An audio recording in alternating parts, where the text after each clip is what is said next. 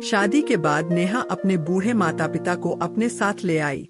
उसके पिता चल नहीं पाते थे और माँ की आंखों की रोशनी कमजोर थी।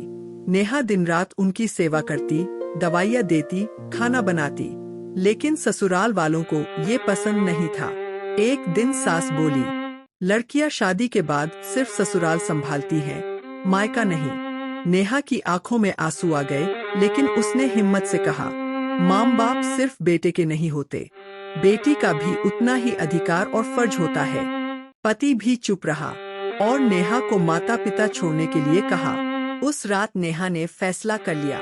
वो अपने माता पिता का हाथ पकड़कर घर छोड़ गई, लेकिन उन्हें अकेला नहीं छोड़ा। कुछ महीनों बाद पति ने देखा कि नेहा बिना किसी शिकायत के अपने माता पिता की सेवा कर रही है। उसे अपनी गलती का एहसास हुआ। वो नेहा के पास आया, हाथ जोड़कर बोला, मुझे माफ कर दो, तुम गलत नहीं थी। जिस बेटी ने अपने माँ बाप का साथ नहीं छोड़ा, वो हर रिश्ते की असली इज्जत करना जानती है। नेहा की आंखों से आंसू बहने लगे। पति ने उसके माता पिता को सम्मान से घर वापस लाया। माँ बाप की सेवा करने का अधिकार और फर्ज सिर्फ बेटों का नहीं।